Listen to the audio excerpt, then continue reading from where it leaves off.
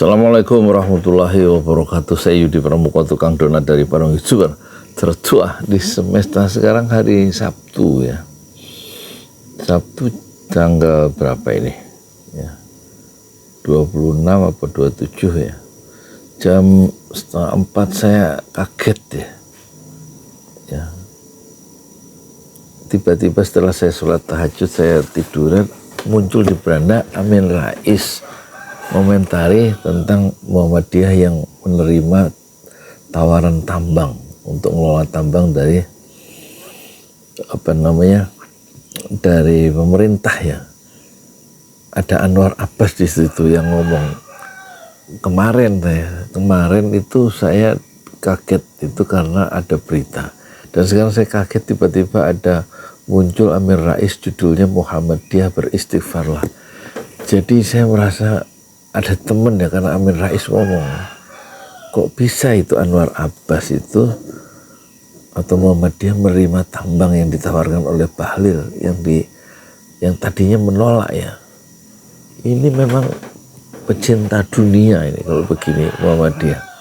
Saya marah ya, meskipun saya bukan Muhammadiyah ya, tapi saya terikat oleh Muhammadiyah karena pernah umur 19 tahun waktu saya habis lulus SMA di SMA Negeri 14, yang di SMA itu yang pernah sekolah di situ adalah Bambang Susatyo, Babe Haikal Hasan, Dr. Imam Prasojo, dan banyak tokoh-tokoh nasional lainnya. Umur 19 saya ketemu Buya Hamka, berdua ngobrol di rumah beliau di samping Masjid Kebayoran ya. Karena Buya Hamka tokoh Muhammadiyah kan, saya baca waktu itu biografinya.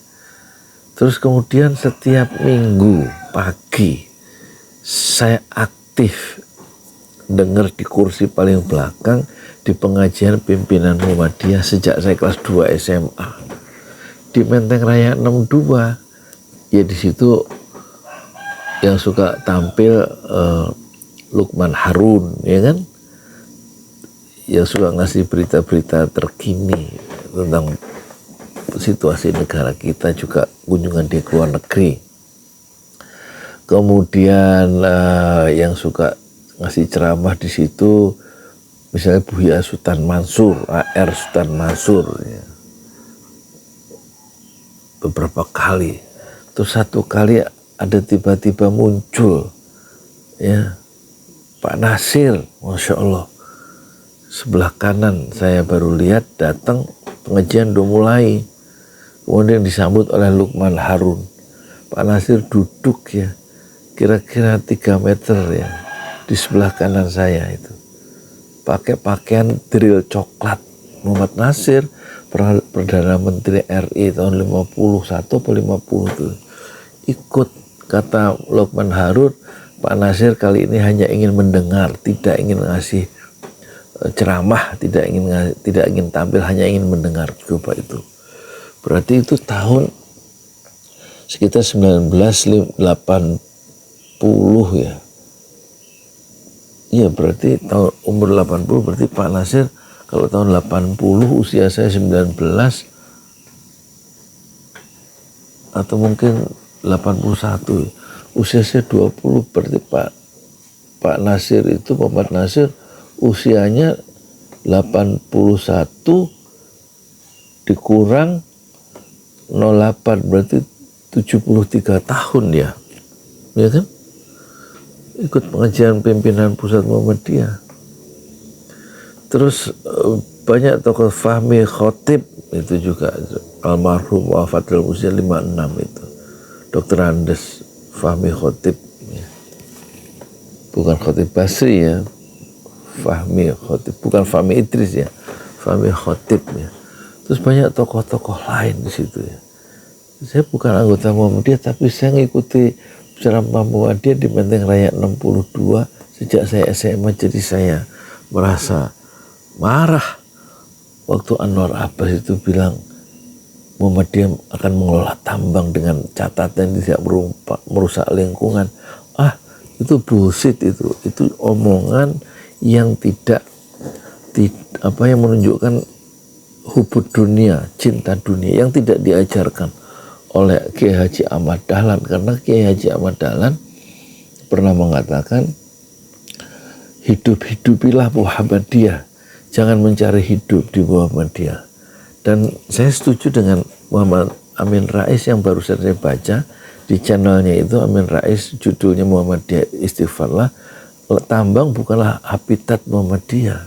Muhammadiyah itu persyarikatan, gerakan dakwah dan pendidikan ya, kalau saya nggak salah itu. Nggak ngurusin tambang. Ini kenapa jadi berubah sih? Dan saya juga jadi nggak respect dengan Anwar Abbas ya.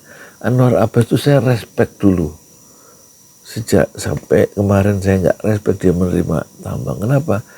Dulu waktu saya masih jadi mahasiswa di IAIN, di Universitas Islam Negeri Jakarta, yang kemudian jadi Universitas Islam Negeri Jakarta atau Universitas Islam Negeri Syarif Hidayatullah yang di Ciputat itu. Dulu waktu mahasiswa, jadi sekitar tahun 84-85, waktu umur saya kira-kira 24 tahun. Waktu sholat Jumat, saya masih ingat itu. Sholat Jumat, khotib sudah azan, tapi nggak ada khotib yang naik. Mungkin khotib Jumatnya itu, ini di Masjid Fatullah ya, di depan kampus itu, Masjid Fatullah. Itu nggak ada yang khotib naik, karena nggak datang. Terus jamaah saling melihat kiri kanan. Tiba-tiba ada seseorang yang agak kurus. Saya kenal namanya Anwar Abbas. Dia kemudian naik ke mimbar itu. Dari tengah-tengah dia terus jalan ke khotib Jumat itu, ke mimbar. Dan dia menjadi khotib dengan inisiatifnya sendiri. Luar biasa itu. Anwar Abbas. Dan itu ada kenangan itu tersimpan dalam di relung jiwa saya tentang seorang pemuda yang tiba-tiba ambil inisiatif menjadi khotib Jumat di Masjid Fatullah di saat khotibnya yang asli tidak datang. Luar biasa menurut saya. Tapi saya kecewa ketika saya baca di Detik News kemarin ya, tiba-tiba muncul di beranda itu ya, Detik News, Anwar Abbas Muhammadiyah menerima tawaran pemerintah mengelola tambang dengan catatan tidak merusak lingkungan. Tapi dijawab oleh Amin Rais yang barusan saya baca di channel resminya itu, Amin Rais Official kalau nggak salah, yang judulnya Muhammadiyah Beristighfarlah. Itu di tambang itu penuh dengan bandit-bandit, istilah Amin Rais. Tapi dia tidak menyinggung Anwar Abbas. Dan dia mengusulkan supaya dibawa ke sidang tanwir. Saya nggak tahu sidang tanwir itu apa, tapi kata Amin Rais itu sidang tanwir, sidang yang lebih tinggi dari Muktamar Muhammadiyah ya. Dan bisa membatalkan keputusan yang diambil oleh pimpinan pusat Muhammadiyah. Dan saya khawatir uang sudah bermain sehingga mengubah pendirian dari beberapa tokoh Muhammadiyah sehingga mereka tadi menolak kemudian menerima. Hubbud dunia, cinta dunia, itulah jawaban dari yang menjelaskan kenapa Muhammadiyah sekarang menerima pengelolaan tambang yang ditawarkan oleh Bahlil, oleh rejim Jokowi. Kita sayangkan. Dan saya ikut terhadap Amin Rais yang mengusulkan dibawa ke sidang tanwir dan beristighfarlah tokoh-tokoh Buya Anwar Abbas dan kawan-kawan. Saya Yudi Pramuko, tukang donat dari Parung Youtuber. Tertua di semesta fasbir sobron jamilah. Bersabarlah dengan kesabaran yang indah. Assalamualaikum warahmatullahi wabarakatuh. Assalamualaikum warahmatullahi wabarakatuh. Alhamdulillahirabbil alamin. Wassalatu wassalamu ala asyrafil anbiya'i wal mursalin wa ala alihi wa sahbihi ajma'in. Saudaraku ini video singkat saya sampaikan untuk keluarga besar Persyarikatan Muhammadiyah dari Sabang sampai Merauke, pendek kata seluruh keluarga besar Muhammadiyah yang hidup di berbagai pulau, ya, yang selalu punya komitmen untuk bersama Muhammadiyah berjuang menegakkan amal soleh sebanyak-banyaknya. Nah, saya akan memulai video ini dengan sedikit menerangkan kredensial saya, ya, dengan satu maksud, ya, bahwa pemahaman saya dan penghayatan saya pada Muhammadiyah itu insya Allah objektif, ya, dan cukup komprehensif. Ya. Mengapa? Karena saya dan 5 saudara kandung saya, yang 2 orang sudah menghadap Allah, ya, itu dididik dan dibesarkan di keluarga Muhammadiyah.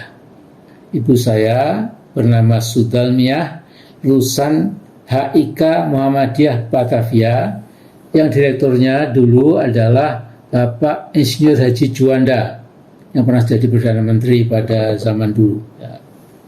Kemudian ayah saya lulusan Mu'almin Muhammadiyah bernama Syuhud Rais, dan kakek saya Sukiman Wirasudarmo, pendiri Muhammadiyah Gombong, dan waktu itu mantan Kepala Pegadian Batavia. Jadi saya kalau bicara Muhammadiyah itu insya Allah mantap karena tahu riwayatnya dan menghayati dari kecil sampai sekarang ini. Ya. Saya bersekolah dari SD atau SR waktu itu, SMP dan SMA selalu di Muhammadiyah. Saya aktif di Kepanduan Hizbul Waton, pernah menjadi salah satu ketua DPP Ikatan Mahasiswa Muhammadiyah IMM, dan dicalonkan sebagai anggota pimpinan pusat Muhammadiyah di Muktamar Solo, Muktamar ke-41, kemudian di Muktamar Jakarta, Muktamar ke-42, dan di Banda Aceh, Muktamar Muhammadiyah ke-43 tahun 1995. Nah, saudaraku, di Muktamar ke-43 itu tahun 1995, saya dipilih dengan perolehan suara 98,5% oleh para muktamirin, muktamirat.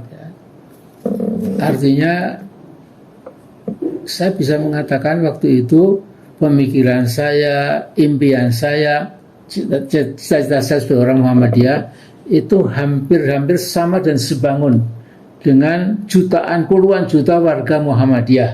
Ya. Saya syukuri kepada Allah sampai sekarang, ya, bahwa saya pernah diberi kesempatan Allah untuk memimpin Persyarikatan Muhammadiyah itu yang sampai sekarang tetap masih dipenuhi dengan berbagai kegiatan amal soleh. Nah, karena itu saya terhenyak kaget dan marah, ya, membaca berita PP Muhammadiyah yang corongnya paling aktif saudara Anwar Abbas, bahwa Muhammadiyah akhirnya menerima tawaran Jokowi yang 3 bulan lagi sudah akan lengser, yaitu tawaran penuh racun dan bisa.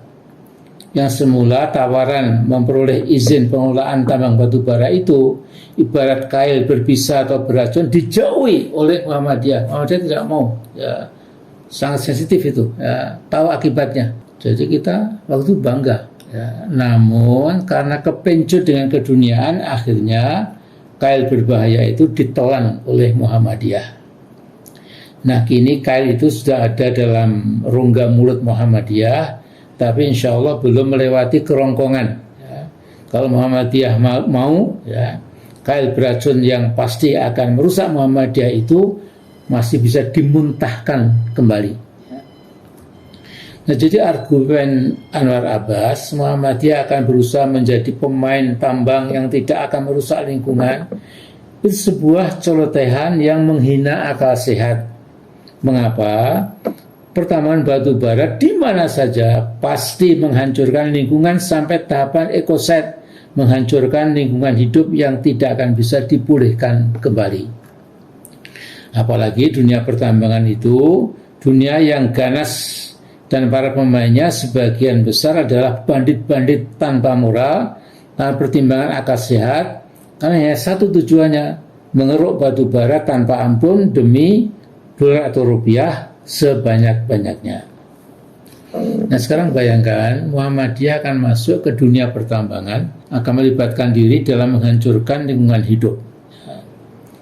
Jadi di Muhammadiyah itu ada semacam pemahaman, begitu kegiatan menyangkut uang hampir bisa dipastikan akan ada riak-riak kecil ya yang terjadi di majelis-majelis Muhammadiyah.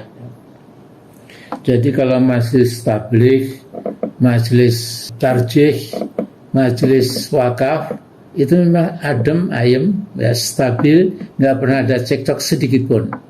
Tapi kalau majelis kesehatan yang mengelola sekian puluh rumah sakit besar dan segala macam itu, atau majelis pendidikan yang juga mengelola puluhan universitas, akademi dan lain-lain, biasanya ada riak-riak kecil, ya, terjadi semacam silang sengketa karena apa? Menyangkut masalah uang.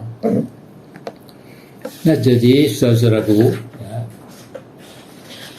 ini saya khawatir begitu Muhammadiyah masuk ke dunia pertambangan yang memang bukan habitatnya, pelan tapi pasti akan muncul pertikaian internal, mengguncang stabilitas Muhammadiyah yang pada November nanti sudah berusia 112 tahun. Nah, sekarang mari kita lihat apa rahasia Muhammadiyah sampai berusia 112 tahun dan tetap sehat walafiat. Juga apa rahasia Muhammadiyah begitu kaya raya, merupakan ormas keagamaan terkaya di muka bumi? Jawabannya, karena Muhammadiyah sejak lahir sampai sekarang tanpa henti berkarya, bekerja dengan semangat mujahadah untuk memberikan manfaat bagi umat manusia tanpa pandang perbedaan ras, suku, tradisi, agama, dan lain-lain. Dan itu dijamin oleh Allah SWT dalam firman-Nya di surat Ar-Ra'd ayat 17, Nisa penggal yang di tengah berbunyi, fa'ammaz zabadu fadhabu jufa'a wa amma ma yanfa'un nasa fayamkuthu fil ard. Adapun buih akan hilang sebagai sesuatu yang tidak ada gunanya, tetapi yang memberikan manfaat bagi manusia akan tetap tinggal di muka bumi. Demikianlah Allah membuat perumpamaan agar manusia mau memikirkannya. Nah ini sedikit cerita pribadi.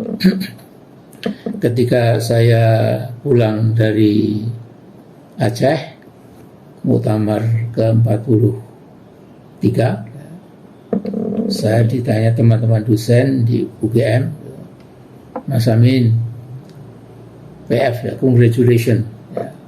Jadi Anda jadi ketua umum Muhammadiyah, tentu gajinya besar.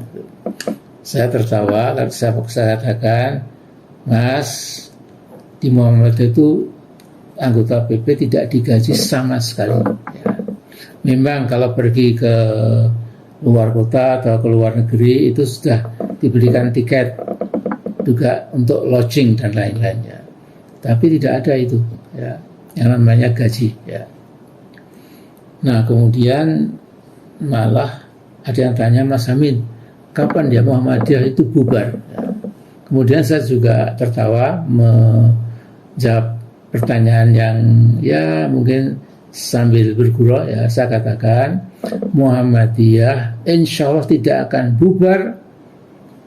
Karena apa? Karena Allah tidak akan pernah mencabut surat izin tinggal Muhammadiyah di bumi ini ya, selama Muhammadiyah masih memberikan manfaat buat umat manusia. begitu Muhammadiyah sudah mengalami kacau balau pemikiran, seperti misalnya mulai masuk ke mana, ke dunia pertambangan yang itu bukan habitat sama sekali, yang penuh dengan segala macam jebakan dan lain-lain, ya mungkin saja kemudian surat izin tinggal Muhammadiyah di bumi ini akan dicabut oleh Allah. Nah karena itu saya mengusulkan kepada PP Muhammadiyah, ya, sebaiknya segera PP Muhammadiyah itu mengundang sidang tanwir. Jadi sidang tanwir adalah lembaga tertinggi setelah Muktamar Muhammadiyah. Kalau Muktamar terlalu berat dan mungkin juga waktunya itu tidak bisa pendek, kita perlu waktu pendek. Jadi saya kira sidang tanwir segera diselenggarakan, bisa di Jakarta, bisa di Jogja. Kemudian seluruh ketua PWM hadir, kemudian seluruh ortum juga ada hadir. Ya. Saya yakin insya Allah kalau dibawa ke sidang tanwir, maka keputusannya pasti cabut kembali, ya, penerimaan Muhammadiyah, ya, terhadap izin pertambangan batubara itu. Jadi saya kira begitu. Kemudian beristighfarlah, ya, sebanyak mungkin, ya. Insya Allah dengan istighfar itu Allah akan menunjukkan jalan yang lebih terang, lebih cerah, lebih jelas membedakan mana yang hak, mana yang batil, mana yang penuh manfaat dan mana yang penuh mudarat. Ya. Saya kira itu saja, saudaraku yang saya hormati dan cintai, keluarga besar Muhammadiyah se-Indonesia. Assalamualaikum warahmatullahi wabarakatuh. Di jalan Allah. Ini Masjid Enam Syuhada lagi dikunjungi sama Ketua Hilmi. Modal awalnya berapa Pak Yudi Pramuko? 750.000 rupiah aja. Jadi ini 500 jutaan nih barang. Sekarang udah habis 310. Masya Allah, tuh udah pakai keramik, laponnya tinggal. Granit tuh kayak marmer. Tuh, Masya Allah nih, sampai juga kita ke sini.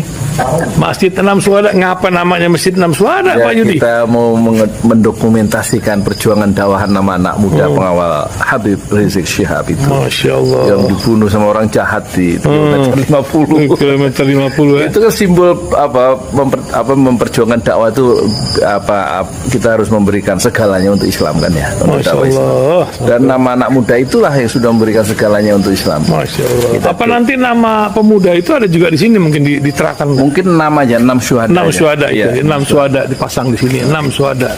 Bip Ali, apa yang dikomentarin dari ini semua, Bip Ali? Masya Allah, luar biasa. Dari uang 700.000, kalau pengen ternyata bisa. Bisa. Allah kirim. Tuh, bisa. Ya, dengan masuk satu gang kecil, tapi Bapak ini luar biasa. Kecil tuh. Oh, Masya Allah kan? Satu call aja. Masya Allah, perjuangan Pak Yudi Pramuko, YouTuber sejagat paling tua. Tertua di semesta. Tertua di semesta. Masya Allah. Tukang donat. Tukang donat. Tukang donat dari Paru. Ini saya laporkan dari lapangan ini, langsung dari Masjid Enam Syuhada. Masya Allah. Dan ini dia. Dalam lihat ah. Tuh lihat tuh masjidnya. Tuh imamnya di situ tuh. Malam-malam lagi kita. Masya Allah. Masih kurang nih. Atapnya katanya transfer aja. Masjid Enam Syuhada sebentar lagi selesai. Dinding lubang angin sebagian sudah terpasang, lantai 2 dan kemudian plafon termasuk lantai bukan keramik, granit 150 dus bersama tiang-tiang yang ada 16 setinggi 4,5 meter. Kemudian finishing terakhir adalah tangga menjebol atap ya, lantai pertama untuk masuk ke lantai 2. Inilah Masjid Enam Syuhada. 2,5 tahun lalu dimulai pada 2 Agustus hari Senin 2021 tinggal sedikit lagi insya Allah, dan lantainya dari keramik, bukan keramik, granit sudah diresmikan lantai pertama. Nanti lantai kedua lewat sini tangganya jebol untuk masuk ke lantai 2. Inilah Masjid 6 Syuhada yang sangat megah karena dari bahan-bahan pilihan, kualitas nomor 1.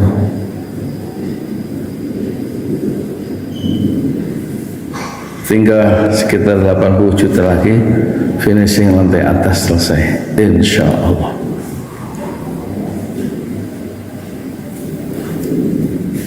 Ya, inilah Masjid 6 Syuhada yang sangat bersejarah, ya,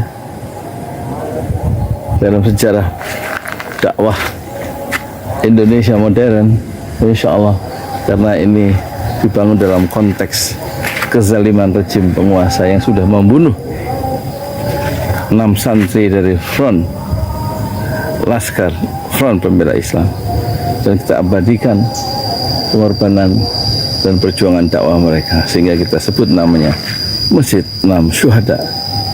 Mereka mengawal perjalanan dakwah gurunya Habib Rizik Syihab, dan mereka dicegat oleh orang-orang jahat di kilometer 50. Saya Yudi Pramuko, tukang donat dari Parung Suber, tertua di semesta Fasmir Sabrun Jamila. Bersabarlah dengan kesabaran yang indah. Assalamualaikum warahmatullahi wabarakatuh.